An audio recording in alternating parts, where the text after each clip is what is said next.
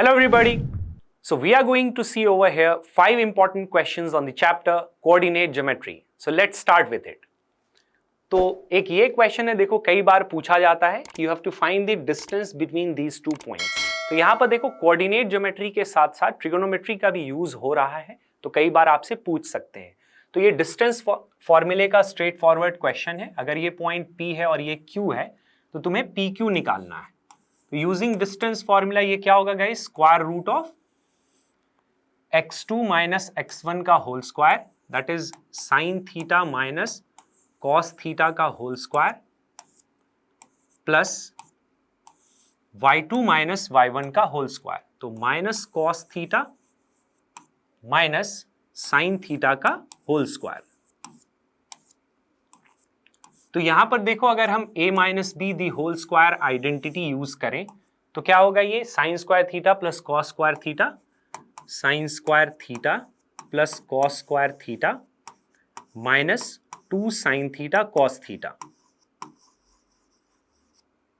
और फिर यहां पर देखो क्या, अगर तुम -1 कॉमन ले लो तो this is nothing but cos theta plus sign theta का होल स्क्वायर, क्योंकि यहां पर ऑलरेडी स्क्वायर है। देखो तो अगर -1 कॉमन लोगे तो ये cos theta plus sign theta का होल स्क्वायर ही होगा।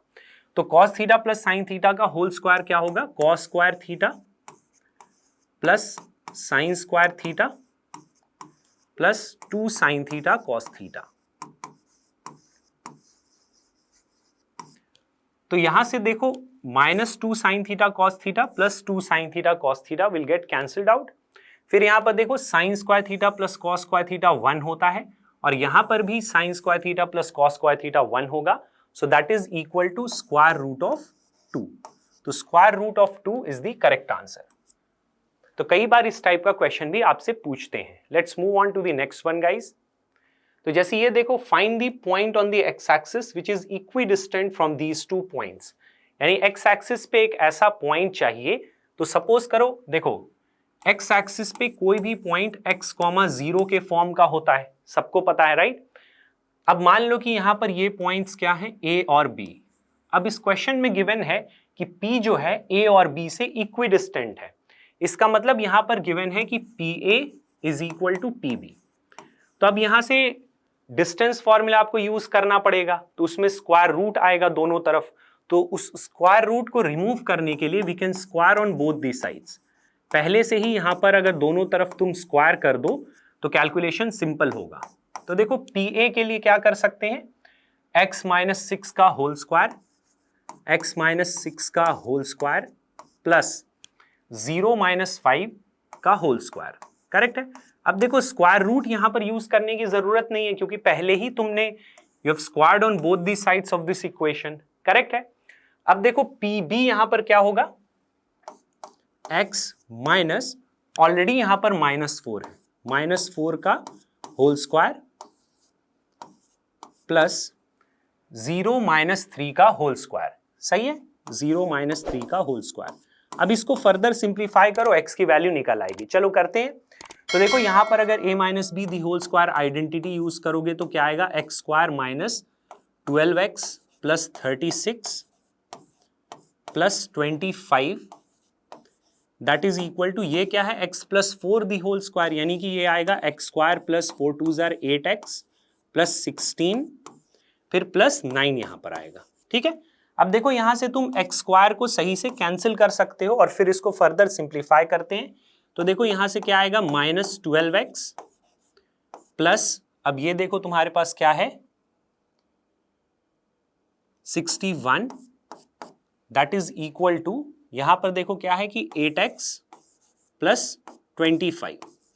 सही है। अब यहां से अगर आपको x की वैल्यू चाहिए तो यहां पर क्या कर सकते हैं, 12x को अगर इस तरफ लाओगे तो that will give you 20x and that is equal to 61 minus 25, 61 minus 25 and that is equal to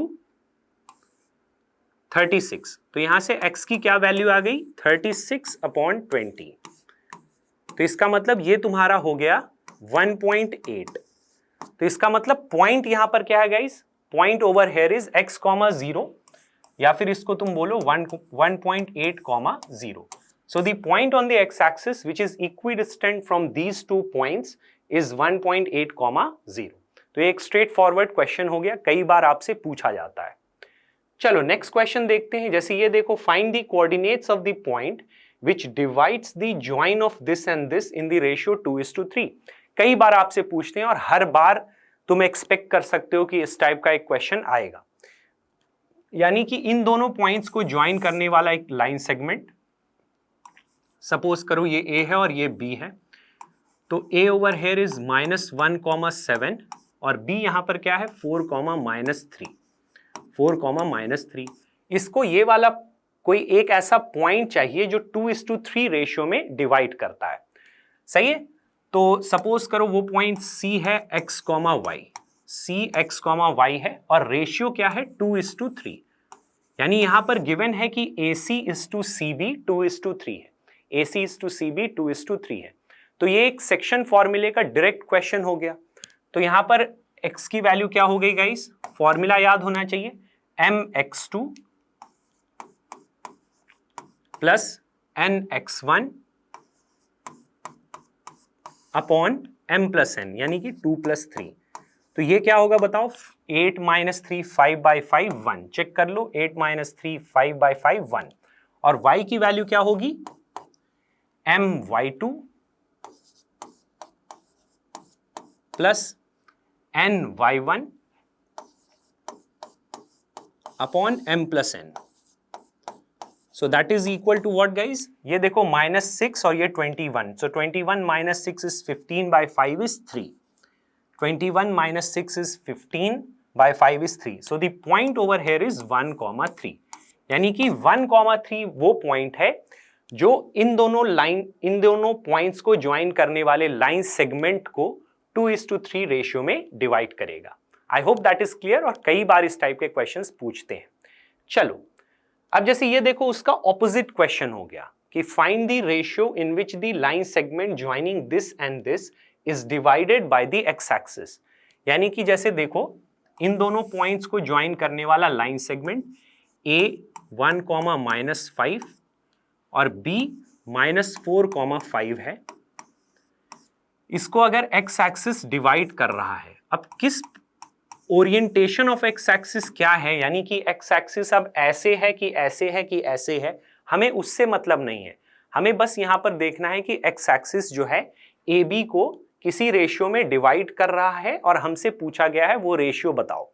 तो सपोज करो कि वो रेशियो k:1 है। सपोज करो कि C पॉइंट पर डिवाइड कर रहा है और वो रेशियो k:1 है। सब सही है। अब देखो, x एक्सिस पर कोई भी पॉइंट x, 0 के फॉर्म का होता है, यानी कि y coordinate of any point on the x axis is 0। यानी कि जो C पॉइंट है यहां पर वो x, 0 के फॉर्म का होगा, क्योंकि यहां पर क्या है, ये x एक्सिस है। तो देखो y कोऑर्डिनेट को यूज कर सकते हैं सेक्शन फॉर्मूले से। 0 क्या होगा गाइस, my2 यानी कि 5k प्लस ny1 यानी कि 1 × -5 is -5 upon m plus n, ये हो जाएगा। अब इसको क्रॉस मल्टीप्लाई करोगे तो 0 आएगा और फिर सॉल्व करोगे तो k की वैल्यू आएगी 1।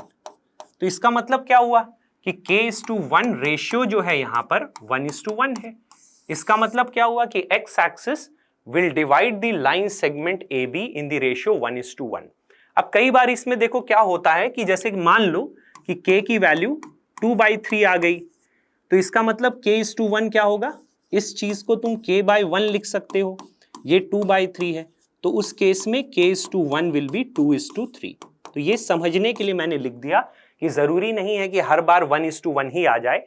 अगर इस टाइप का आ जाएगा तो कैसे तुम रेशियो बताओगे। I hope that is clear. चलो अब ये काफी देखो उनका फेवरेट क्वेश्चन है, कई बार ये बोर्ड्स में पूछा गया है और बिल्कुल आ सकता है। तो यहां पर क्या लिखा है कि these are the points are the vertices of a parallelogram taken in order. यानी तुम्हारे पास कोई एक रैंडम पैरेललोग्राम है कुछ ऐसा, तो इसके वर्टिसेस मान लो ले लो PQRS, और इन वर्टिसेस के कोऑर्डिनेट्स आपके पास गिवन है इन ऑर्डर, यानी कि P1,2 है, Q4,y है, RX,6 है और S3,5 है। एक बार चेक करो, 1,2, 4, y, x, 6 और 3, 5 है। तो तुमसे पूछा गया है कि x और y की वैल्यू बताओ। अब कई बच्चे यहां पर डिस्टेंस फॉर्मूले का सोचते हैं, वो भी कर सकते हो, लेकिन वो काफी कॉम्प्लेक्स हो जाता है, तो डिस्टेंस फॉर्मूला यूज करने की कोई जरूरत यहां पर नहीं है। यहां पर हम पैरेललोग्राम की प्रॉपर्टी यूज करते हैं कि अगर डायगोनल्स ज्वाइन करो तो तुम्हें पता है कि the diagonals of a parallelogram bisect each other at the point of intersection. तो इसका मतलब क्या हुआ कि ये इसके इक्वल होगा और ये इसके इक्वल होगा। तो सपोज करो कि पॉइंट ऑफ इंटरसेक्शन के कोऑर्डिनेट्स p, q हैं, ठीक है। तो अब मुझे एक बात बताओ कि अगर मैं इस डायगोनल में देखूं तो o जो है pr का मिड पॉइंट है, तो p की वैल्यू क्या होगी 1 + x/2 मिड पॉइंट फॉर्मूले से। मिड पॉइंट फॉर्मूला आपने पढ़ा है, it's a special case of section formula. फिर देखो ये वाला डायगोनल भी तो is also getting bisected at the point O, तो इसका मतलब P क्या होगा गाइस 3 + 4/2 मिड पॉइंट फॉर्मूला 3 + 4/2। तो यहां से देखो ये कैंसिल हो जाएगा, तो x की वैल्यू क्या आएगी यहां से 4 + 3 = 7 - 1 = 6, तो x की वैल्यू आ गई 6। उसी तरीके से अगर हम q को देखें, यहां पर अगर मिड पॉइंट फॉर्मूला यूज करें तो q की value will be 6 + 2/2, 6 + 2/2। In the same manner अगर यहां पर मिड पॉइंट फॉर्मूला यूज करो तो q = 5 + y/2, 5 + y/2।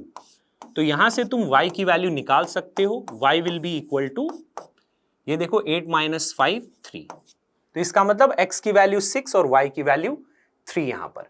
तो देखो ये एक स्ट्रेट फॉरवर्ड क्वेश्चन हो गया मिड पॉइंट फॉर्मूले का, कई बार आपसे पूछते हैं, लेकिन अगर जैसे ये वाला ट्रिक या कह लो कि इस तरीके से इसको जल्दी से कर सकते हैं, ये नहीं पता है तो काफी टाइम लग सकता है अगर तुम इसको डिस्टेंस फॉर्मूले से करो तो।